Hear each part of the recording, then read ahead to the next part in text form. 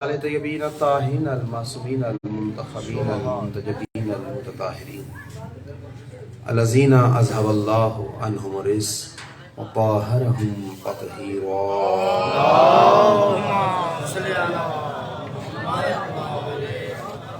أما بعد فقد قال الحميد في كتابه المجيد وهو أصدق القائلين وقوله الحق بالحق.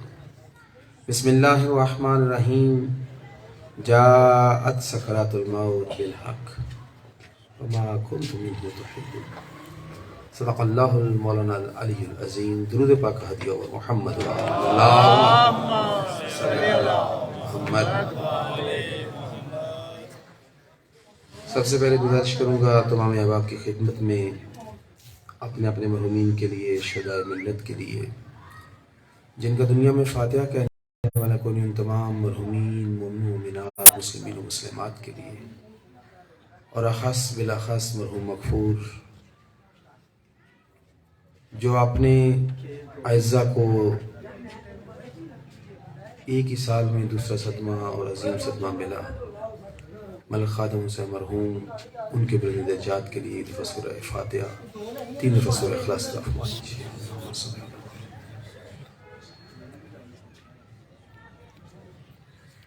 بسم اللہ الرحمن الرحیم.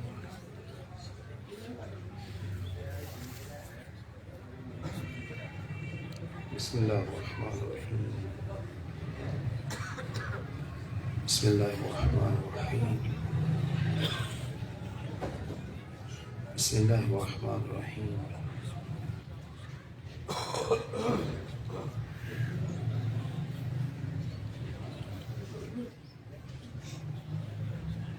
اللهم وبزادة رسولتين لمرحوم المغفور لخادم حسين وجميع المرحومين والمؤمنات. اللهم اغفرهم واشر من سهر وعبيها وبالها وبنيها.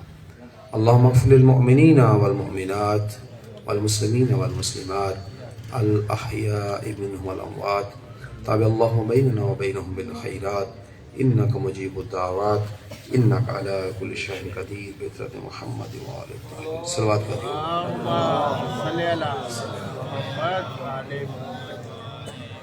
مرحوم مغفور کی بلند درجات کے لیے ایک بلند ترین ہدیہ صلوات. صلی علی محمد. ارواح معصومین کے استقبال کے لیے احترام عقیدت آنکھیں بند کر کے سر جھکا کے عقیدت و محبت کے ساتھ صلوات کا ہدیہ ہوگا.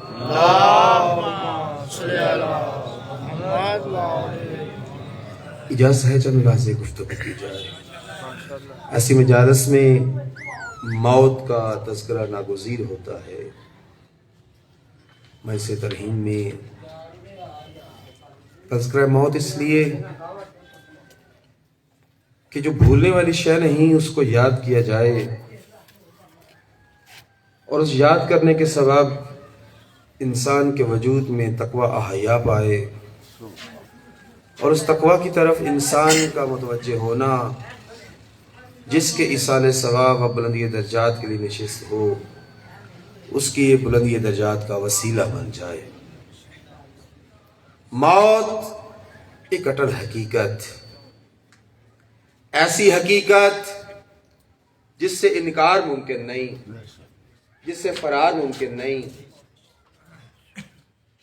ہر ایک نے اس سے ملحق ہونا ہے، باوجود ان کے ہر ایک کا یقین ہے کہ اس نے مرنا ہے، مگر اس بات میں دوئی نہیں کہ کوئی بھی مرنے کو تیار نہیں ہے. ہر کوئی چاہتا ہے کہ وہ ہمیشہ زندہ رہے. ہر کوئی چاہتا ہے وہ دنیا کو چھوڑ کے نہ جائے. ہر کوئی چاہتا ہے کہ موت اس سے ملحق نہ ہو. لیکن رب ذوالجلال فرماتا جاءت سکرات الموت بالحق. سکرات الموت بالحق کہ موت کی بے ہوشی اپنے حق کے ساتھ آ پہنچی. وما کنت، یہ وہی موت ہے من ہو جس سے تم پہلو تہی برتا کرتے تھے. چاہتے تھے کہ تم تک نہ آئے مگر آ گئی. چاہتے تھے کہ تم اس سے ملحق نہ ہو مگر ہونا پڑا. تمہارا من چاہتا تھا کہ تم اس سے دوچار نہ ہو مگر تمہیں دوچار ہونا پڑا. ہر ایک آپ نے مرنا ہے.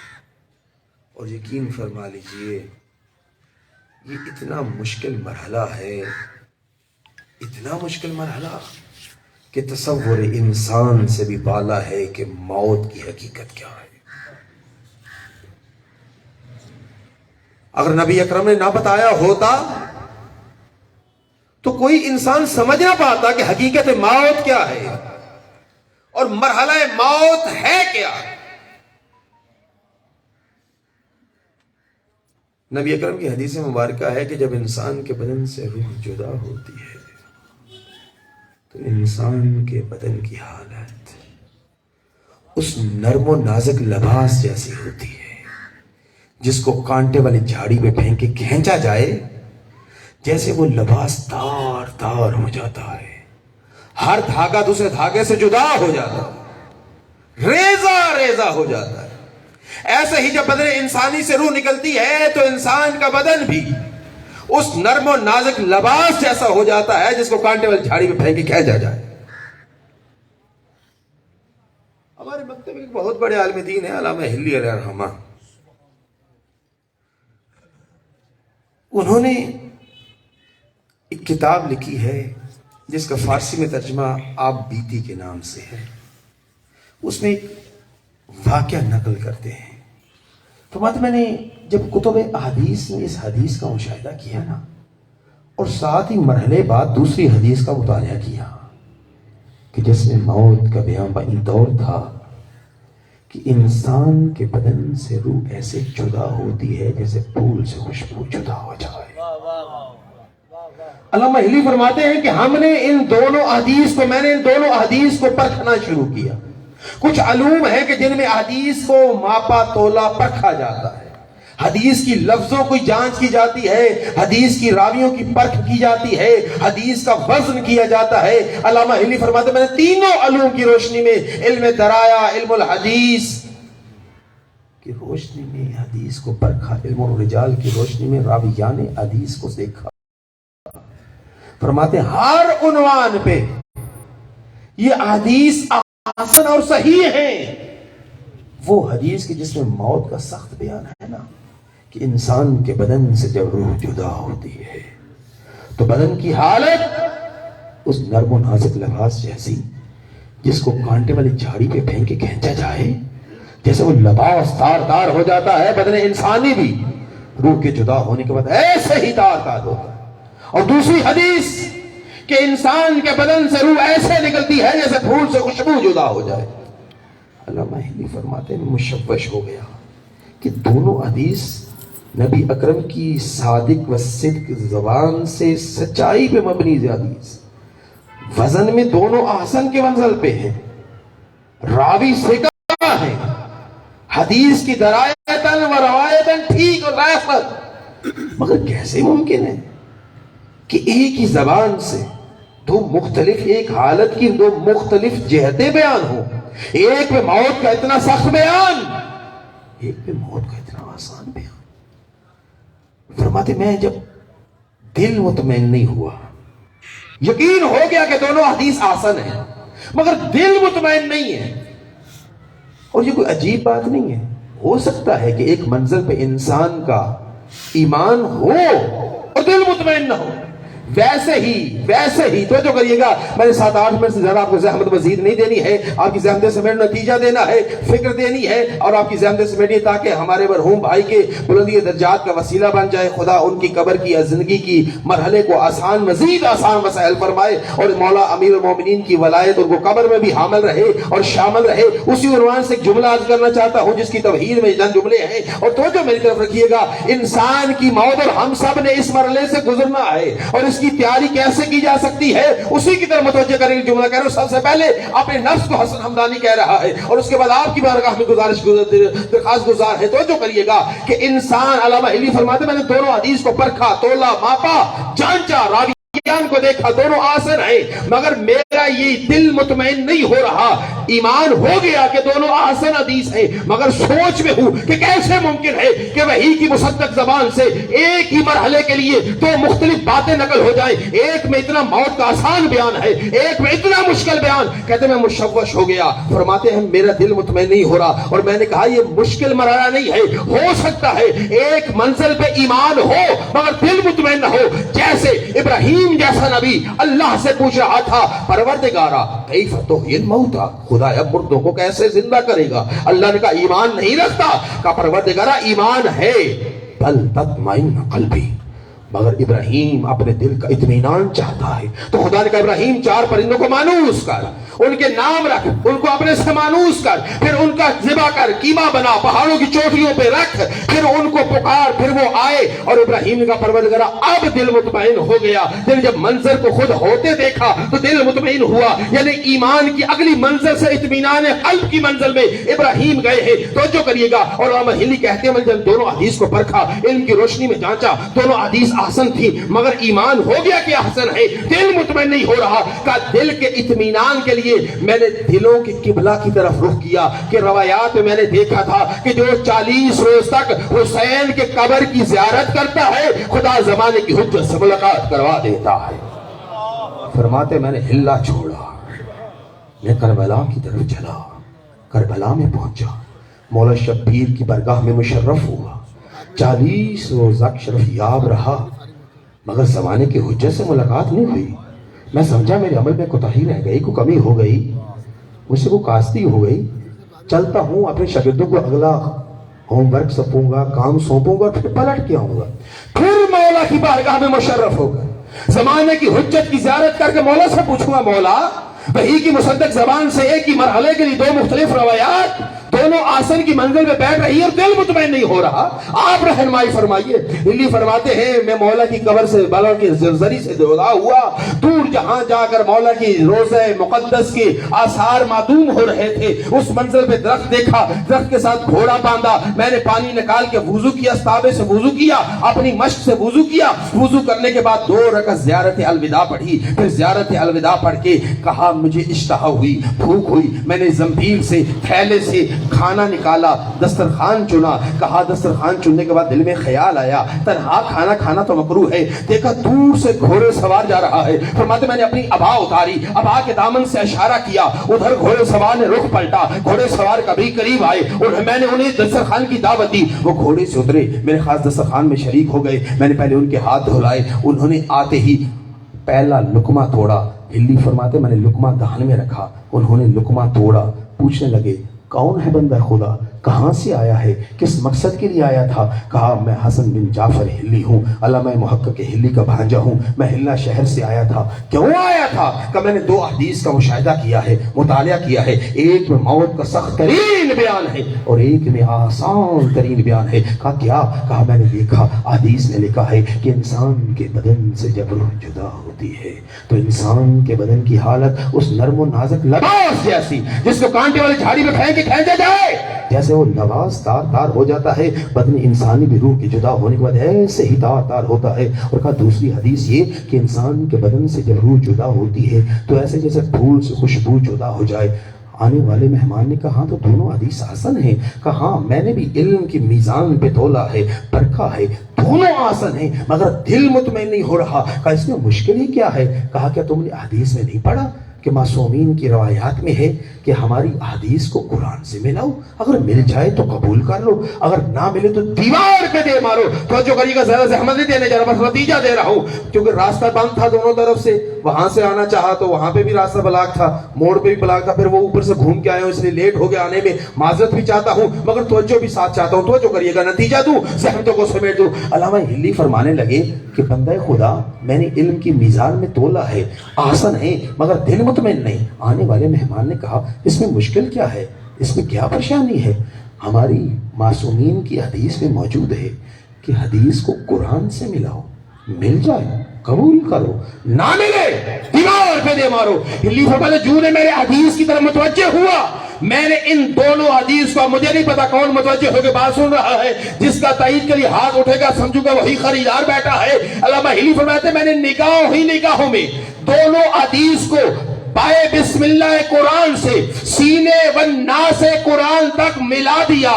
آپ نے غور ہی نہیں کیا، کہتے میں نے نگاہوں میں ان دونوں حدیث کو پورے قرآن سے منطبق کر دیا۔ یعنی ہلی کہنے جا رہا ہے کہ میں نے نظروں میں پورا قرآن نگاہوں میں پڑھ ڈالا۔ تو میں اس منظر پہ کہا کرتا ہوں ہاں، ہلی قرآن کو نظروں میں پڑھ سکتا ہے۔ کیوں؟ اس نے علم اس در سے لیا ہے جس در کے مالک کے بارے میں ساری دنیا کہتی ہے کہ علی اسب پہ، گھوڑے پہ سوار نہیں ہوتا تھا کہ ایک پاؤں دوسری رکعت میں آتا نہیں تھا، علی ختم قرآن کر لیا کرتا تھا۔ ہلی نے اسی در سے علم پایا۔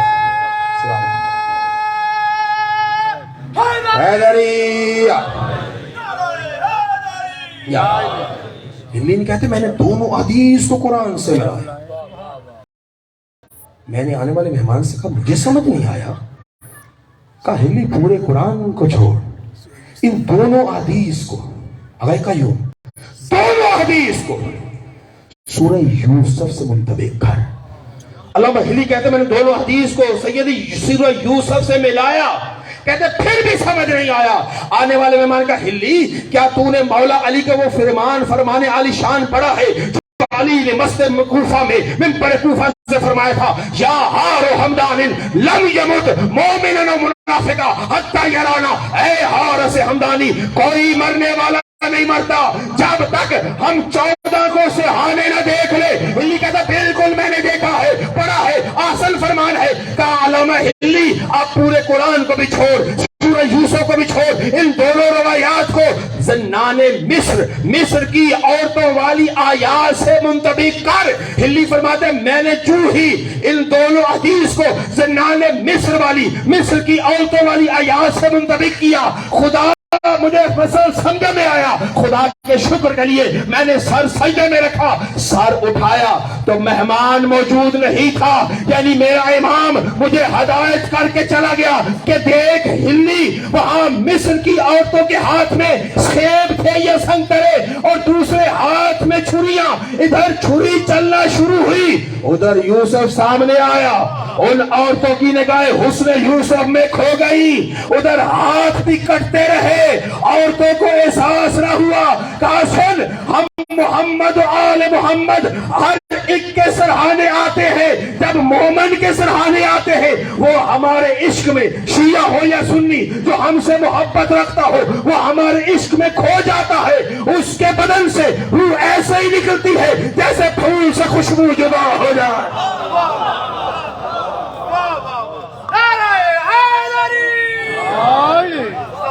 امام زمان بلند تر سلوات۔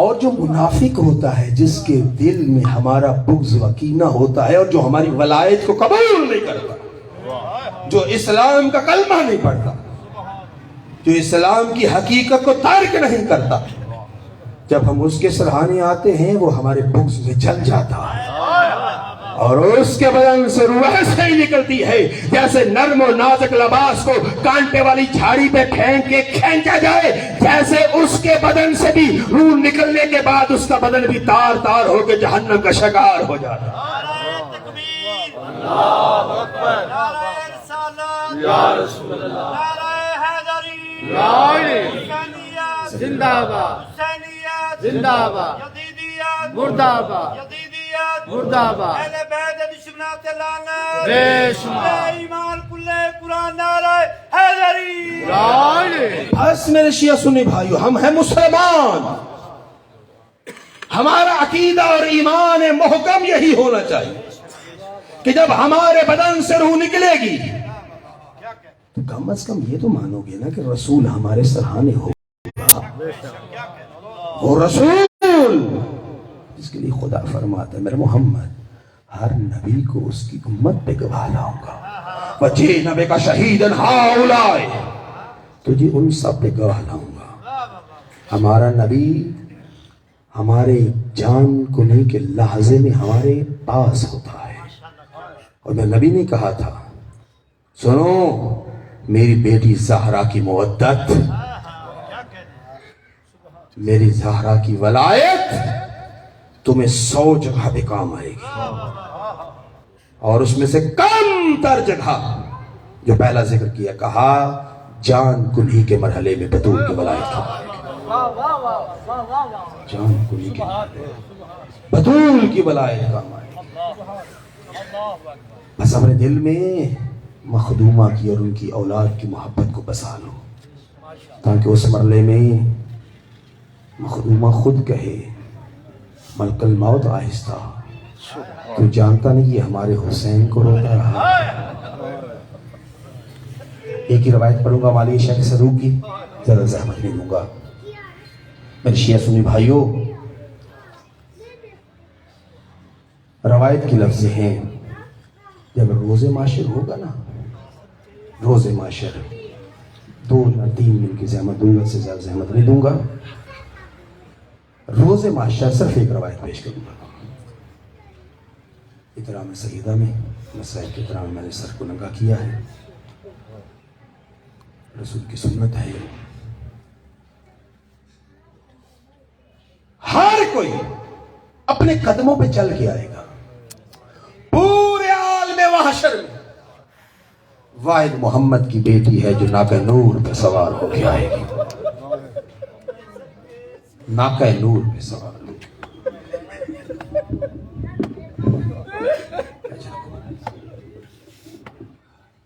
راویان حدیث نے لکھا ہے، بیان ہوا ہے روایات میں،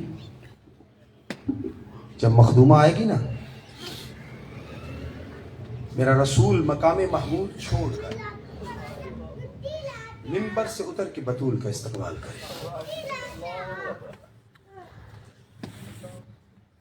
ناقہ نور عالم معاشر میں جلوہ کرے گا، رسول منبر سے اٹھ کر کے بیٹی کا استقبال کرے گا، آگے بڑھ کے خود رسول اللہ محمل کا پردہ ہٹائیں گے۔ اللہ کی حجت و نبی، مالک محشر میرا نبی، شافی محشر میرا نبی، استقبال کر کے خود محمل کا پردہ ہٹائے گا، زارا پائے ادھر کو عالم معاشر میں رکھے گی، رسول دست زہرا کو تھامیں گے، اس ہاتھ کو تھامتے ہی وقبل علی یدیہا، بطول کے ہاتھ بوسہ دے گا محمد، فاستشم فی یدیہا، بطول کے ہاتھ کو میرا رسول سونگے گا اور فرمائے گا لما تجی یا بنتی و یا بزادی، میری زہرا کیوں آئی ہے؟ اور اگلا سوال میرا مصطفیٰ فرمائیں گے اتعلمی من یوم، زہرا جانتی ہے یہ کون سی منزل ہے؟ آواز آئی نام یاوات ہاذا یوم المیزان، بابا نام اعمال تو رجالے کی منزل ہے، یعنی زبان حال سے رسول فرمایا بطول تو میزان میں کیوں آئی ہے؟ تیرے کوئی نام اعمال کیوں؟ بطول فرمائے گی بابا میں اس لیے آئی ہوں کہ ہر حسین کے عزادار کی شفاعت کروا دوں، اجرکم اللہ۔ اب تو مسئلہ نہیں رہا نا کہ شیعہ صرف روتے ہیں یا سنی روتے ہیں، نا اب تو حسین پہ اہل سنت و دیوبند اہل حدیث سب علماء کہتے ہیں حسین پہ رونا محمد کی سنت ہے، رسول کی سنت ہے۔ عزادارو، خدا مرحوم کے درجات بلند فرمائے، ہمارے بھائی ذاکر علی بیت ملک علی وارث ٹھکور صاحب کو، ملک محمد علی صاحب کو، تمام ٹھکور برادران کو یہ صدمہ سہنے پر خدا اجر جزیل عطا فرمائے اور صبر جمیل عطا فرمائے۔ لما تجی یا بنتی، بابا اس لیے آئی ہوں کہ حسین کے عزاداروں کی شفاعت کرو۔ مال شفا، زہرا تیرے پاس کیا ہے جو تم میزان توحید میں رکھ کے، آخری بات، میزان توحید میں رکھ کے ہر عزادار حسین کی شفاعت چاہتی ہے؟ فرمایا یا بتا انا یدعان مقطوعتان کافیان للشفاء، بابا میرے پاس 2 قیمتی موتی ایسے ہیں جن کو میں میزان توحید میں رکھ کے ہر عزادار حسین کی شفاعت کرواؤں گی۔ رسول زبان حال سے پوچھا بطول وہ کون سے 2 قیمتی موتی ہیں جن کے تم میزان میں رکھ کے سب کے نام اعمال کے پلڑوں کو بھاری کر لے گی؟ آواز بابا یدعانی مقطوعتان بولد العباس. اجرکم اللہ. جنہوں نے ہائے کہا جو سمجھے وہی ہائے کہیں گے نا. جزاکم اللہ. خدا تمہاری آہوں کو قبول فرمائے. خدا آپ کے بھائی کے درجات کو بلند فرمائے. خدا تمام مرحومین کے درجات کو بلند فرمائے. جو نہیں سمجھ سکے عزادارو سننا. بطول فرماتی بابا میرے پاس دو کتے ہوئے موتی میرے عباس کے میرے بیٹے عباس کے بازو ہے جن کو میں میزان توحید میں رکھ کے ہر عزادار حسین کی شفاعت کرواؤں گی. اور روایت کہتی ہے بطول اپنے ابا کے دامن سے عباس کے بازو نکالے گی. عباس کے بازو اپنے بھرکے سے نکال کے میزان توحید کی طرف بڑھے گی. آواز توحید آئے گی زہرا میزان میں نہ رکھ میرا عرش لرز جائے گا. زہرا جس کو چاہتی ہے جنت میں لے جا. تو محمد کی بیٹی ہے میں نے تجھے شافیہ معاشر بنا دیا ہے. عزادارو سنو گے جملے. میں اس منظر پہ کہا کرتا بی بی کتنا مان ہے تجھے عباس کے بازوؤں پہ. تو عباس کے بازوؤں کے صدقے میں ہر عزادار حسین کی شفاعت چاہتی ہے. اور بی بی کتنا مان تھا تیری بیٹی زینب کو عباس کے بازوؤں پہ کہ جب عباس موت کی اجازت لینے آیا نا تو عباس کو اپنی مسند پہ بٹھا کے خود خاک کربلا پہ بیٹھ کے محمد کی بیٹی کی نواسی بیٹی محمد کی نواسی کہہ رہی تھی عباس جانتا ہے عباس میرے سکم سنی میں میرے بابا نے خبر دی تھی زینب تیری چادر چھین لے جائے گی تیرے ہاتھوں میں رسی آئے گی تجھے شرابیوں کے بازار و دربار میں لے جایا جائے گا. کہ عباس سن جب میں اپنے باپ کے گھر میں 18 بھائیوں کو دیکھتی تھی نا کہ میرے 18 بھائی جوانی کے مراحل میں داخل ہو رہے ہیں اور عباس حسنین کے ہوتے ہوئے جب میں تیرے سراپے پہ نگاہ کرتی تھی نا میں سوچا کرتی تھی میرا پاپا بڑا سچا ہے مگر کس کی مجال عباس کے ہوتے ہو. اجرکم اللہ. عباس کے ہوتے ہوئے کوئی میری چادر میں ہاتھ ڈالے. عباس اب تو جا رہا ہے موت کی طرف. اب زینب کو یقین ہو گیا ہاتھوں میں رسیاں بھی آئیں گی میری چادر بھی چھینی جائے گی. مجھے بدماشوں کے مجمع سے شرابی سے ہم کلام. عزادارو یہی وجہ ہے خدا قسم عباس پہ جتنا زینب کو مانا اتنا ہی حسین کو بھی مان تھا. جب عباس کا علم اٹھا کے حسین چلا نا لاش ہے عباس سے روایت کہتی ہے 2 قدم اٹھا کے غریب پھر پلٹا ہے واپس آ کے علم ہاتھ میں حسین نے اٹھا رکھا ہے. خون آلود علم پھٹا ہوا شہید شدہ علم. عباس کا علم حسین کے ہاتھ میں علم ہاتھ میں پکڑ کے غریب حسین عباس کے لاشے کو دیکھ کے رہا تھا عباس تیرے بعد 2 کام بڑے عجیب ہو گئے. عباس وہ جو تیرے سہارے مدینے سے آئی تھی نا اور سکون سے سوتی تھی کہ ہمارا عباس زندہ ہے. عباس اب وہ کبھی سو نہ پائیں گی. اور عباس وہ جو دشمن کی فوج کی نیندیں تیری ہیبت سے بکھری ہوئی تھی نا ان پہ حرام ہو چکی تھی اور سوچتے تھے اگر حسین نے عباس کو اجازت دے دی ہمارے بچے یتیم ہماری عورتیں بیوہ ہو جائیں گی. عباس اب وہ چین سے سوئیں گی محمد زادیاں نہ سو سکیں گی. روایت میں یہی ملتا ہے. یہی وجہ ہے جب بی بی شام فتح کر کے بھائی کی قبر کو سلام کر کے اپنے نانا کے روضہ پہ آئی ہے نا تو ایک ہی جملہ کہا نانا اٹھ دیکھ تیری زینب کو دکھائی کچھ نہیں دے. نانا جب سے میرا عباس مارا گیا نانا میں سوئی نہیں ہوں. نانا میری چادر چھینی گئی. نانا میرے ہاتھوں میں رسیاں ڈالی گئی. نانا ہمیں بے وارث سمجھ کے بدماشوں کے بازاروں میں گھمایا گیا. نانا بدماش رقص کر رہے تھے رقاصائیں ناچ رہی تھی ڈھول پیٹنے والے ڈھول پیٹ رہے تھے شرابی شراب پی رہے تھے. اور کوئی کہتا تھا پتھر مارو باغی کی بہنیں آ گئی بدلے احد کے لو بدلے بدر کے لو علی کی بیٹیاں آ گئی. نانا ہم تیرا دین بچا کے پلٹ آئی ہیں.